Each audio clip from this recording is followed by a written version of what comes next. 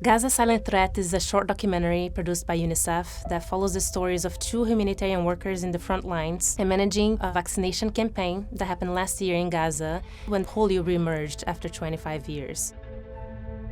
Dr. Younis Awadallah worked as a medical doctor and UNICEF staff for many years.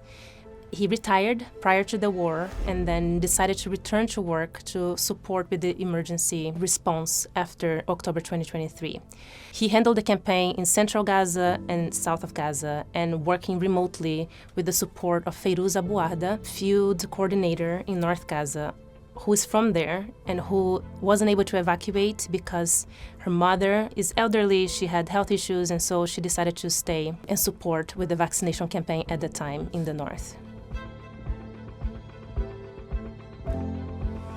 We saw an incredible opportunity to produce a piece of content that could really convey the importance of the work of humanitarian workers. In Gaza, more specifically, as an example, because Gaza was the deadliest place for humanitarian workers in 2024, we also saw an opportunity to create something that was longer and more in-depth and that could create a better connection with viewers in a way that they can really see the people behind such complex campaigns.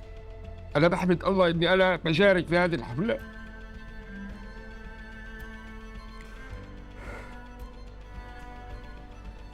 على الأقل الإنسان يعمل حاجة في حياته، يعني ينقذ أطفال، ينقذ.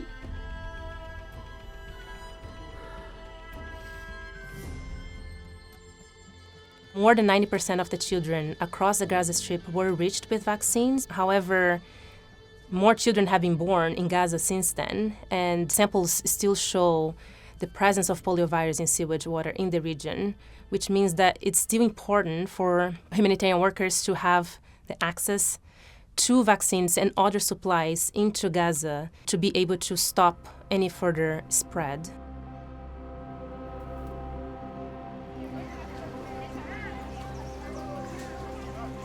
أنا شخصياً يمكن هي فكرة التخلي فكرة شوية مرعبة مخيفة بالنسبة لي، يعني شو بصير، يعني أطفال في النهاية ما لهم ذنب شو بصير معنا، وبشغلنا طبعاً لازم إحنا نكون موجودين، وإذا ما كناش إحنا موجودين مين في الآخر حيقدر يقدم ولو جزء بسيط من المساعدة يعني.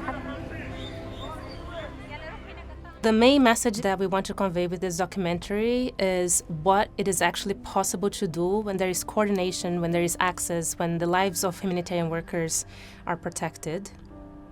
We really hope the message from this documentary and through the stories of Dr. Younis and Fairuz inspires action for the protection of humanitarian workers, not only in Gaza, but in so many other places that are going through emergencies, such as Ukraine, Sudan, DRC, and so many others.